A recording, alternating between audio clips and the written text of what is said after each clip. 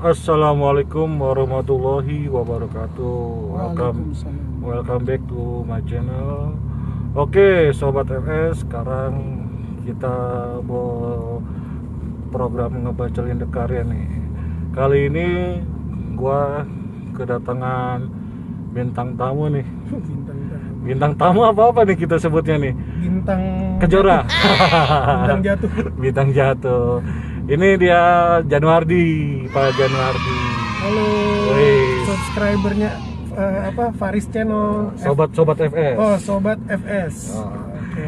Ini teman gua dari teman dulu kerja ya, Bro ya. Dulu kerja Di sebuah perusahaan, namanya itulah, gitu kan, nggak perlu disebutin karena bukan sponsor gitu. Gimana, Bro, kabar? sehat, Bro. Sehat ya, Alhamdulillah. alhamdulillah. Semakin berat badan semakin bertambah. Asik. Karena kondisi seperti ini kan kita lebih sering di rumah. Jangan ngomong berat badan dong, Bro. Hah? Jangan ngomong berat badan. Kalau lu makin kurus kayaknya. Oh, kelingkingnya. Iya. Lagi sibuk apa, Bro, sekarang, Bro? Sibuk, iya itu. Gue sibuk sekarang ya kerja lah ya, biasa ya. Kerja, Gua punya ya. perusahaan, ngejalanin bisnis buat dapur kan, biar selalu ngebul kan. Biar ngebul ya. Ya Gitu. terus ya masih di partai lah. Wih, mantap sobat FS.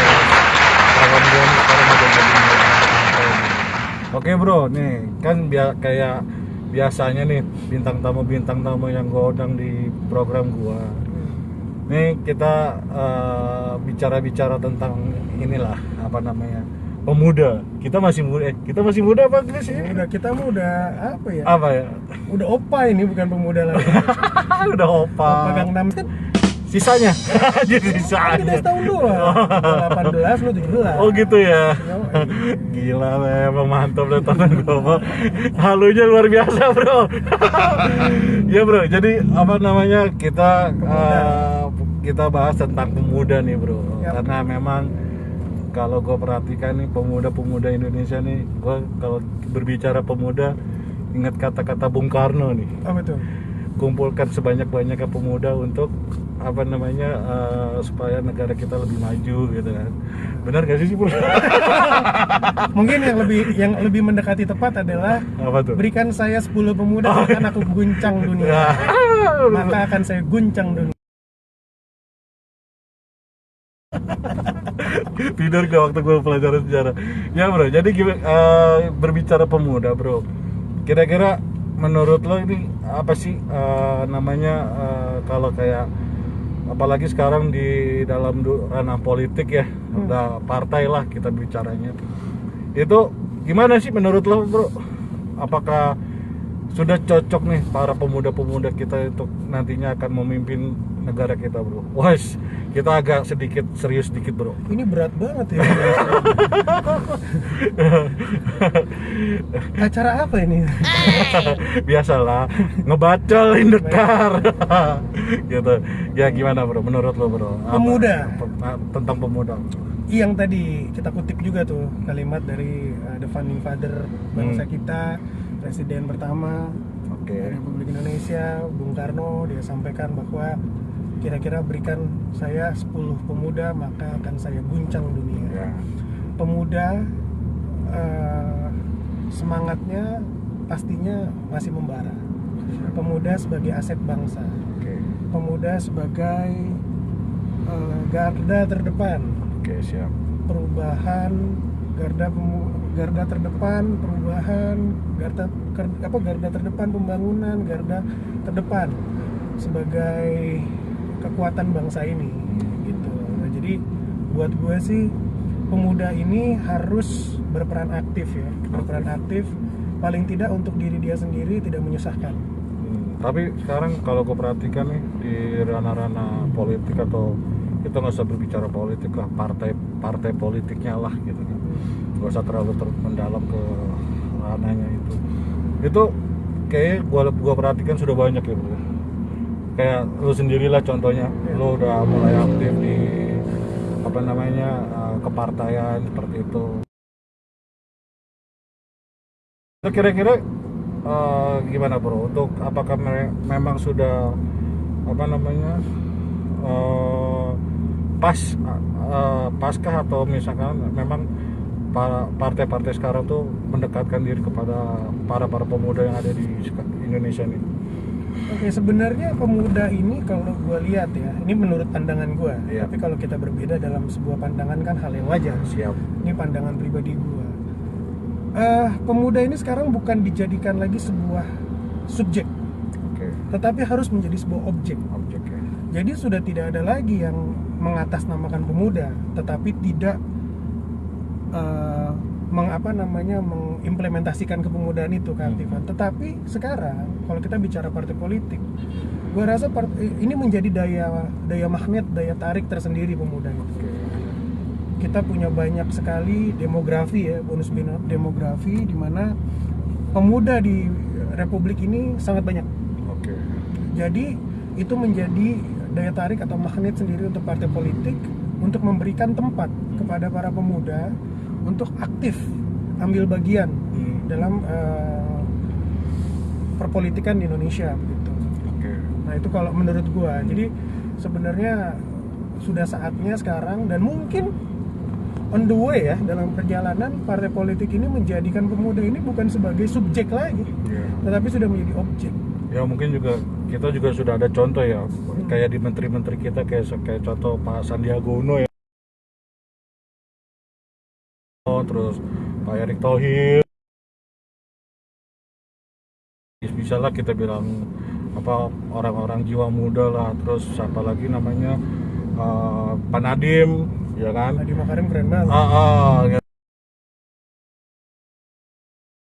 Gitu kan. Makanya mungkin saatnya nih para pemuda di Indonesia nih kita berkreativitasnya udah bukan di ranah otomotif doang atau apa, di ranah politik pun juga bisa berkreativitas. Gue dengar bro, lu dulu anak band ya?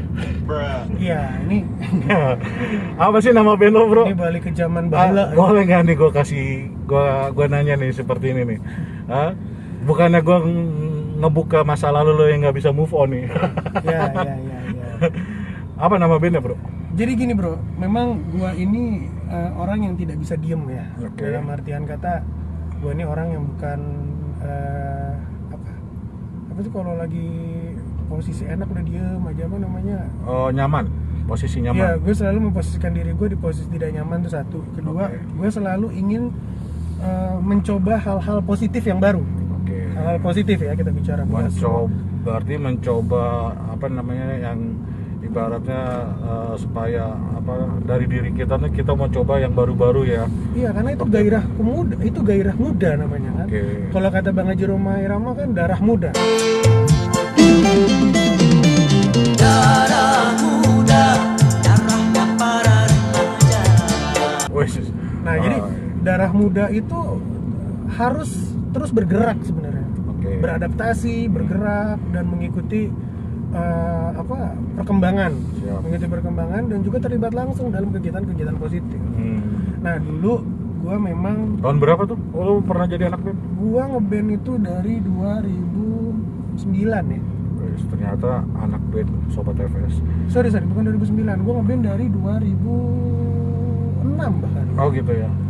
2006 gua ngeband. Ya kita seperti teman-teman band lain lah ya. Maksudnya teman-teman seniman-seniman yang lain, kita ciptain lagu, kita juga main dari kafe ke kafe gitu ya, kita buat grup band gitu kan yang kita bermimpi untuk bisa menjadi sesuatu gitu ya, artis ini menjadi sukses dari mulai 2006. Dan ternyata ngeband itu bro, itu ngebentuk sifat organisasi kita sebenarnya. Oh gitu ya. Karena ngeband itu kan bukan sendiri. Iya. Kita kan terdiri dari lebih dari satu orang. Siap. Yang berbeda yang berbeda pemikiran, Beda kepala. beda prinsip. Tapi Menyatukan jadi satu. Nah, kita harus berbineka di situ kan. Jadi unity in diversity kalau kata orang bahasa kerennya gitu kan. Jadi di balik perbedaan itu kita harus ya bersama-sama gitu. Bagaimana kita ngebuat karya yang bagus, bagaimana kita bisa membawakannya dengan baik, bagaimana kita bisa menyampaikan pesan di lagu itu kan begitu ya. Kalau anak band dan juga mungkin dari kegiatan-kegiatan lain. Jadi dulu balik lagi ke band, gue ngeband dari 2006. Nama band gue itu The King. The King, sang raja. Jadi kenapa bukan King? Karena The King itu kan raja tapi banyak gitu. Nah kita jadi personilnya 5 orang, ya kita menamakan The King ya semuanya raja gitu. Oh gitu. Semuanya raja, jadi bukan hanya vokalisnya doang dan lain-lain raja. Nah kita sempat juga ikut dulu, nggak apa-apa ya sebut eventnya ya? Nggak apa-apa. Dan ikut event Emerald Most Wanted, mungkin teman-teman tahu di situ banyak senior kita, ada The Massive, alumninya ya, The Massive, Geisha, lalu ada banyak lah yang jebolan-jebolan ajang pencarian bakat band itu. Kita sempat ikut dan alhamdulillah di 2010 tuh kita sempat mewakili Jakarta. Dari ribuan band yang masuk, kita mewakili Jakarta juara 1 regional dan alhamdulillah kita masuk 5 besar. 5 besar nasional. Itu belum rezeki untuk menjadi juara, tapi kami masuk 5 besar. Sehingga kami dikontrak oleh label Musika waktu itu. Musika Studio ya. Untuk album kompilasi yang juara 1 sampai dengan juara 5 itu. Nah, setelah itu ya seperti anak band pada umumnya lah, kita manggung-manggung ya kan, kita manggung-manggung sambil kita ngulik-ngulik lagu. Setelah itu 2012 kalau tidak salah. 2012 kita pindah label karena kontrak kita tidak diperpanjang. Kita sempat masuk namanya Nadas Record, bukan Naga Suara tapi Nadas ya.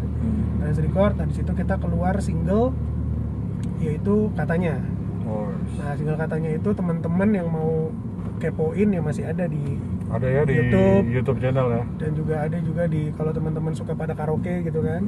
Oh, masih ada tuh, Bro. Karaoke ada, video klipnya ada.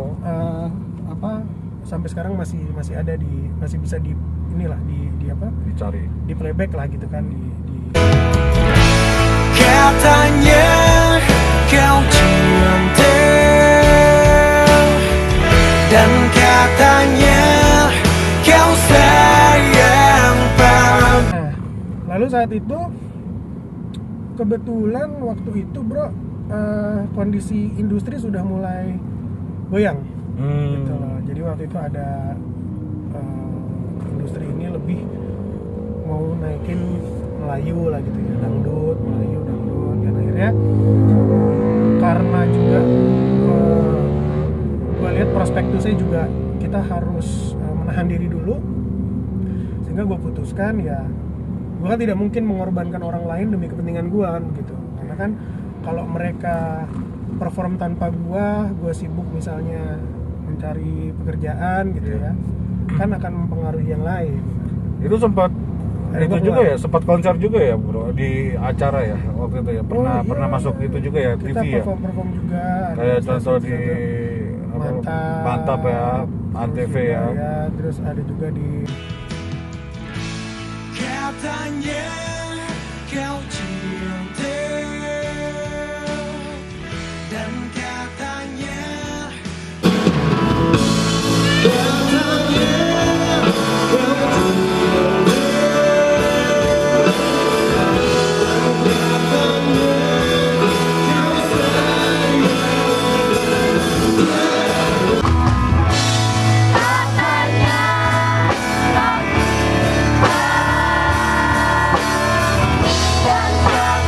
terus ada juga di kita pernah main di Metro, di RCTI, di mana. Jadi ya itulah seperti, dan kita promo-promo radio juga. Ada beberapa kota yang kita dapat chart bagus juga saat itu dengan single Katanya itu ya.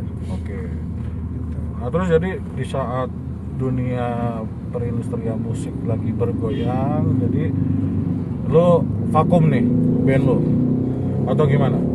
Gue memutuskan untuk mundur ya. Mundur Karena gue harus melanjutkan kuliah gue kan. Oke. Kemarin yang sempat banding gue melanjutkan. Itu usia berapa sih bro? Itu gue tahun berapa ya? 2000. Umur 28 lah ya. 28 ya. 2013 ya kalau nggak salah ya. 2008 ya. Acara-acara musik-musik kayak masih Iya, 2008 naik-naiknya. gue mundur atas kesepakatan bersama gitu sama teman-teman teruskan perjuangan. Gue memilih mundur, kenapa? Jangan sampai gara-gara gue jadi mengorbankan semua kan. Oke. Akhirnya teman-teman pun memutuskan untuk ya The King itu ya Januardi gitu kan, vokalisnya. Akhirnya mereka lanjutkan dengan ganti nama dan ganti konsep. Oh gitu. Tapi namanya bukan The King lagi. Bukan, tapi gue yang duluan paling keluar lah gitu ya. Oh. Gitu. Tapi semuanya baik-baik aja, sampai sekarang juga sama teman-teman masih asik-asik lah. Padahal kalau dilanjutin Sobat FS, ya nggak bakal ada di Gue channel boleh ini. salam dong di sini dong. Boleh, silakan, Salam silakan. buat apa ya, personil The King yang hebat-hebat, sahabat-sahabat gue. Ada Victor, Bas, Elkana Victor, Ebenezer. Mungkin kalau lo tinggal di, oh iya, kita waktu itu base campnya di Priuk bro. Wis. Jadi anak-anak Priuk kita bikin band itu. Jadi sebagian besar dan mungkin semuanya itu domisili di Priuk. Oh gitu. Jadi buat kita bangga juga waktu itu bisa bawa harum nama Priuk lah di panggung profesional lah untuk band gitu. Salam buat Victor, pemain bass. Sampai sekarang nih sahabat gue nih masih aktif di wedding, terus dia juga masih jadi produser band-band gitu kan, dan dia juga masih isi-isi rohani ya. Tapi masih komunikasi ya? Masih. Terus juga buat Adi Talasa drummer gua yang sampai hari ini makin jaya, jobnya makin banyak kayaknya dia nih. Mantap. Sukses terus Adi Talasa. Terus ada juga pemain piano gua Rio Marpaung, makin sukses. Makin sukses buat karir lo, Rio Marpaung. Dan Dimas pemain gitar, dia sekarang jadi pengusaha nih. Wis, pengusaha apa? Hardcase softcase, namanya DBM Case. Ya, endorse dong. Mantap. DBM Case hardcase buat gitar. Jadi kita semua akhirnya movement dari apa namanya ya? Kita movement dari kondisi kan. Saat itu ya sudah. Tapi sekarang kita masih keep contact sih. Cuma lu kan udah ini nih, ibaratnya bisa dibilang bubar lah ya. Bisa ya? vakum sih ya. Oh, vakum. Lebih ke vakum. Karena The King tidak pernah membubarkan. Oke. Di dalam diri lu tuh ada nggak sih ibaratnya pengen bersama kembali ke band lo yang dulu, yang The King itu, ketemu teman-teman lama gitu, supaya yang tadi namanya lo sebut-sebutin, untuk semacam kayak reuni lah gitu. Ada nggak kira-kira dari hati lo yang dari paling dalam tuh? Pasti dong. Oke. Kita berkarya bareng-bareng. Waktu itu kita juga susah bareng-bareng dari nol. Kita bener-bener Gimana nanti kalau nggak kita bikin charity bro? Wah, Kita bikin charity di YouTube channel gua. boleh. Kita- Tapi pastinya memperhatikan kondisi COVID yang sekarang Oh ini. iya. Gitu. Nggak, makanya maksudnya kita bikin charity dengan nanti hasil AdSense seperti itu bisa kita sumbangkan kan, dengan lo mengisi acara lagu di YouTube channel gua, nanti dari sebagian hasil AdSense itu mungkin kita sumbangkan gitu. Boleh banget. Siap. Pokoknya Ya. kita reuni The King ya. Oke, gitu kan, mengenang masa lalu bro. Tuh teman-teman The King tuh dengerin tuh. Kita mau charity di channelnya Bro Faris FS TV. FS TV. Oke, Bro Ardi. Jadi kan tadi kita sudah berbicara pemuda di ranah politik. Terus lu dulu pernah jadi anak band. Nah, gue pengen nanya bro. Ini kan basic gue kan di otomotif bro. Nah, mungkin memang kalau lu bukan di ranah otomotif, mungkin lu tau lah sebagian besar lah gitu kan. Menurut lu kira-kira gimana sih bro? Pemuda-pemuda kita untuk berkreativitas nih di dunia otomotif nih bro. Ya, sebelum kesana mungkin gue mau balik lagi ke pemuda tadi ya. Oke. Ntar gue jawab juga tuh. Hmm. Balik lagi, gue sekarang kan wakil ketua Partai Amanat Nasional Wih. DKI Jakarta, membidangi pemuda dan olahraga. Oke.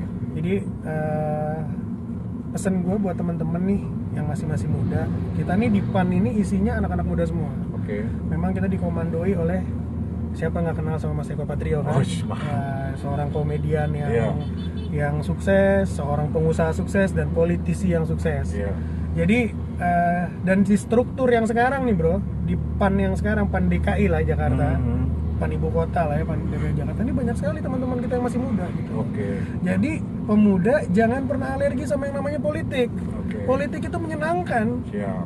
gitu loh. Jadi jangan dipikir politik itu jahat. Yang jahat itu orangnya bukan politiknya. Oh gitu ya. Politik mah tergantung bagaimana kitanya aja menyikapinya. Dan pemuda-pemuda ini harus aktif di politik. Kenapa?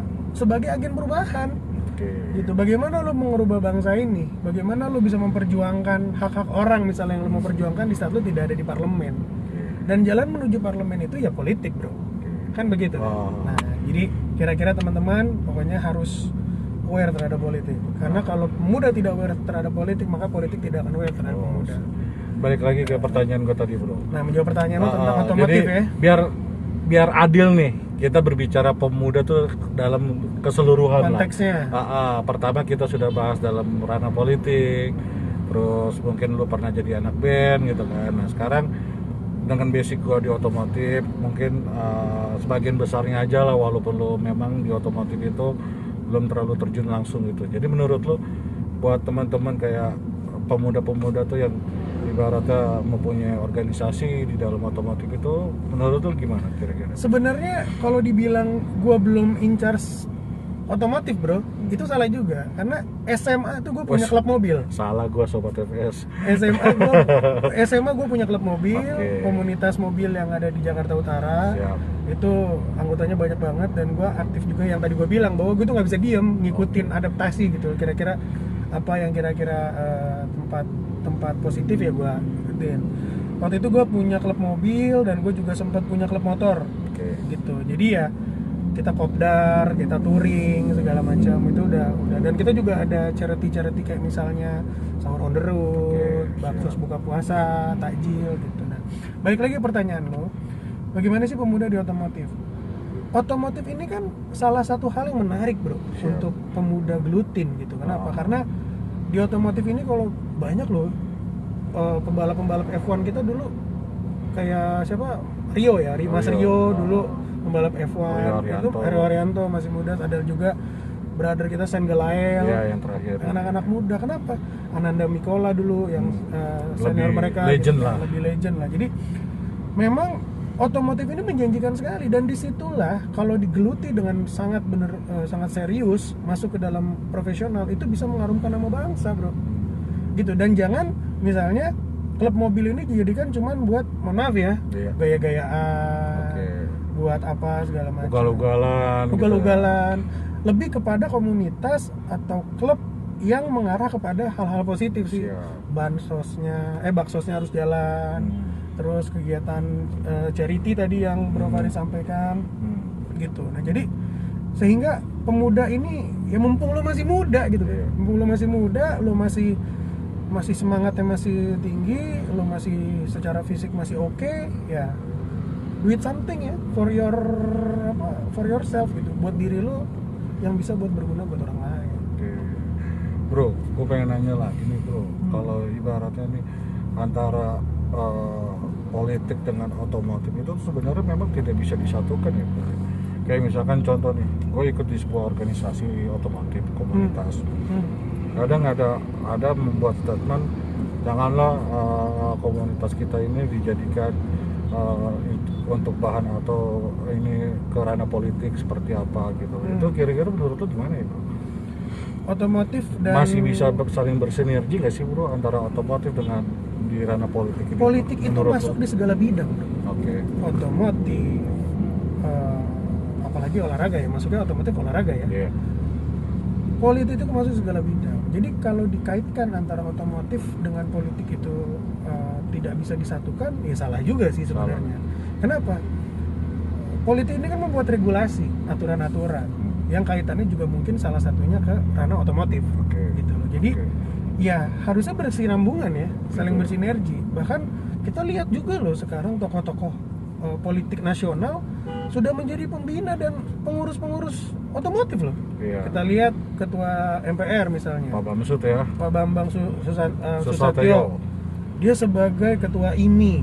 Ada juga Bang Ahmad Saroni, dia juga sebagai, mereka orang-orang politik yang mereka peduli terhadap otomotif, mau dibawa kemana nih arah otomotif ini gitu. Dan agar ya semua bisa berjalan dengan baik gitu. Jadi berkesinambungan dan semua bersinergi bro. Gitu ya. Tidak maksudnya bukan tidak terkait satu sama lain, karena politik ini masuk ke segala hal, segala segmen. Oke. Jadi tidak ada salahnya lah ya, ibarat kata dari otomotif itu kita ibaratnya saling bersinergi lah ya, bisa dibilang ya. Iya, apalagi anak otomotif kan organisasi tuh bro. Siap. Dari situ sudah belajar juga kan, kalau nggak salah klub mobil, klub motor ada ketuanya, Oke. ada sekretaris, itu kan sama dengan susunan organisasi di politik juga. namanya Tapi organisasi. sama aja kita berkomunitas itu sama aja kita kayak belajar untuk ke arah politik ya. Iya, politik ini kan alat ya. Kita alat, belajar dari situ, nanti kita punya kemampuan, kita punya modal lain-lain, ikutlah kita terjun di partai politik. Seperti itulah ya. Banyak kok Karena senior-senior kita. semua itu belajar di sebuah komunitas gitu ya. Betul. Gitu. betul Dari banget. situ kita sudah belajar di komunitas, kita sudah tahu organisasi seperti apa, baru kalau memang kita berani, kita mampu, terjunlah ke ranah politik Yes. seperti itu ya. Betul banget. Gitu. Iya. Pertanyaan terakhir nih bro, buat lo nih bro. Yes. Ini kan lo macem-macem nih kegiatan lo nih. Hmm. Lo dulu pernah jadi anak band, terus lo pernah kerja di dunia insurance gitu kan, terus sekarang lari ke ranah politik nih gitu kan. Gue pengen nanya sama lo bro, yang lebih ibaratnya lo pilih nih dari yang lo pernah lo coba nih, menurut lo dari hati lo yang nyaman atau itu, lo lebih ke arah mana? Begini bro, kalau ditanya memang aktif banget sih gue ya. Ada olahraga juga, gue basket juga, sepeda juga, golf juga. Dulu waktu nggak keteter nih. Iya, pinter bagi waktu aja. Oke. Pinter bagi waktu. Jadi kalau pertanyaannya dari hal-hal tersebut, mana yang gue fokus buat gelutin saat ini? Iya. Politik sih bro. Politik. Kenapa? Dengan gue di politik begitu ya. Dengan gue di politik, gue bisa bermanfaat untuk teman-teman di komunitas profesi atau hobi yang sama dengan gue. Oke. Contoh misalnya begini bro. Ini ada muatan pentingnya juga nih sebenarnya. Era pandemi Covid bro. Era pandemi Covid, teman-teman kita seniman-seniman, teman-teman kita musisi-musisi yang dia main musiknya itu malam bro. Nyanyi kafe, ya kan? Nyanyi di restoran segala macam. Itu gara-gara Covid ini kan mereka jadi kehilangan pendapatan bro. Iya. Ada PSBB, ada PPKM, ya kan? Jadi buat gua ya sebenarnya keberadaan seniman atau musisi yang nantinya berada di parlemen yang bisa membuat undang-undang atau aturan-aturan itu diperlukan. Kenapa? Untuk mikirin gimana teman-teman musisi ini bisa tetap survive hidupnya. Dicarikan solusi. Nah, berarti kan mereka harus merasakan. Kalau kayak gua kan merasakan nih, memang gua orang yang dulu terjun langsung di musik kan. Jadi gue tahu gimana caranya harus bisa membela kepentingan teman-teman juga. Dan pesan juga buat teman-teman yang gue nggak capek-capek untuk sampaikannya. Teman-teman musisi sudah mulai juga saatnya untuk peduli sama politik. Gitu, karena ternyata di era Covid ini nih, bener-bener bro, teman-teman kita misalnya menyampaikan demo lah ya, demo bagaimana nih, ya tidak didengar juga gitu. Kenapa? Karena mungkin tidak ada yang mewakili di parlemennya gitu. Jadi dukunglah teman-teman kalian yang punya keinginan untuk terjun ke politik untuk nantinya bisa membela kepentingan teman-teman di dunia musisi gitu. Oke sobat FE, jadi seperti itulah pembicaraan kita nih dengan Bro Ardi. Serius banget gak sih? Enggak lah ya? Enggak lah, ini pengetahuan kita, karena ya, kita pun juga harus tahu lah gitu kan tentang pengetahuan para pemuda nih di semua apa namanya, Pemuda harapan bangsa lah. ya di semua bidang lah ya, mau di politik, mau di bagian umum, mau di otomotif. Jadi sobat FS yang mau kepoin Bro Ardi nih, Gue punya YouTube juga loh. boys punya YouTube channel juga Saya bro. punya YouTube juga loh, Oke. Sobat FS. Iya. Nanti Tapi subscribernya banyak kan ya. Jadi mohon dibantu untuk subscribe ya. ya subscribe ke YouTube channelnya Bro Ardi. Nanti bisa ada di deskripsi ya bro ya. Yes. Di deskripsi YouTube channel gua dan sosmednya Bro Ardi. Silakan kepoinnya Bro Ardi seperti apa. Oke sahabat FS, Makasih, sampai jumpa. Makasih Bro Ardi. Siap. Semoga bermanfaat sharing kita hari ini ya. Siap. Siap.